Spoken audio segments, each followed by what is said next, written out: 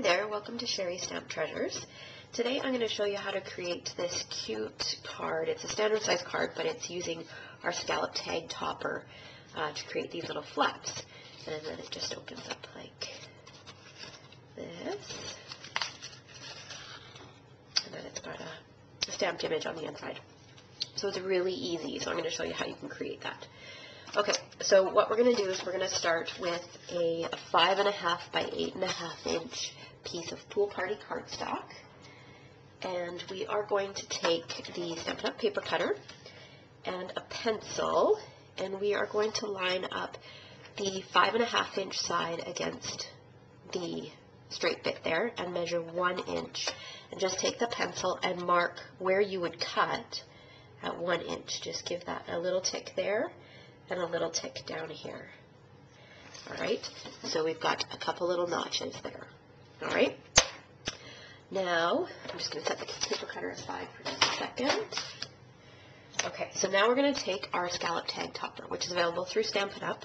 It's in the 2014 Celebrate the Everyday Occasions catalog. And what I'm going to do, normally what you would do is you would slide a 2-inch piece of cardstock in here and it would create the top of a tag. But what we're going to do is we're going to slide it kind of in an angle. And sometimes it takes a bit of effort, but not too much. And we're going to slide it in. So can you see that little notch there? The pencil mark that we made is lined up with the edge of the gray bit of the punch. And just make sure it's straight. And you'll notice that it doesn't go all the way down. So just make sure it's even on both sides. Okay? And then put it down and punch and slide it out. And then that's what you get. You're going to get something that looks like that. Now what we're going to do is we're going to flip the card over like this. And because we can't see our 1 inch little mark, we're just going to take the pencil and mark it on this side.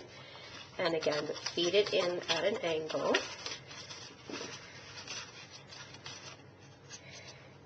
And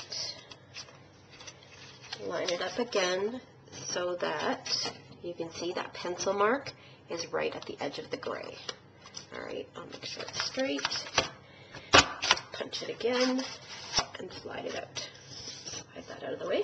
Okay, and we're done with the tag topper punch now. So now what we need to do is take the paper cutter again, and we're going to get rid of these edges. So we're going to use the cutting blade, so that's the dark gray one, and we're going to line up this edge, or this little notched bit there, with where it's going to cut, so where the little notch is on your paper cutter. And I'll just slide my paper cutter in there, and I'm going to snip it there, slide it down. Oh, and I must have moved my cardstock here. Let's try that again. There we go. Okay, and then while we've got our cardstock in here, we're going to use the scoring tool, which is the gray bit, and we're just going to score that. Alright, slide these bits out of the way, and we're going to just repeat it on the other side. So I'll take the dark gray cutting blade and slide it in there, snip that, and here, snip that, slide the cutting tool out of the way, score that bit, and slide these out of the way. And then what we want to do, you want to determine how wide you want your card. So this is 5.5. I want my card to be a standard size. So I'm going to score it at 4.25 from this edge. Okay, so I'm going to line it up at 4.25 and score. And we're done with the paper cutter, so I'll slide that out of the way. And I've got my bone folder here, so what I will do is I will fold this in like this.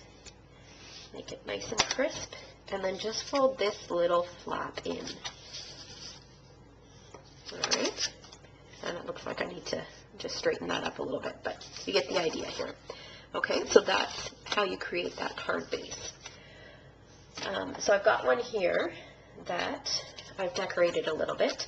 So I've used a piece of crisp cantaloupe cardstock that is 2 3/8 by 5 1/4, And then I've put a piece of Sweet Sorbet cardstock on top of that, or pattern paper, sorry, and it's 2 1/8 by 5 inches. On the inside, I've got my standard 4 by 5 1/4 inch piece that I've stamped with an image from Stampin' Up's Peaceful Petals stamp set. All right, and then I've got some of our Sweet Sorbet twine in the coordinating colors. So this is, I think it's 14 inches of each, the Crisp Cantaloupe and the Pool Party. And I'm just going to feed that through.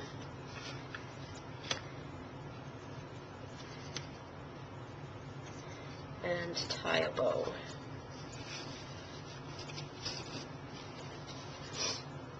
Make sure my ends are relatively even. Alright. My fingers just don't seem to be working today.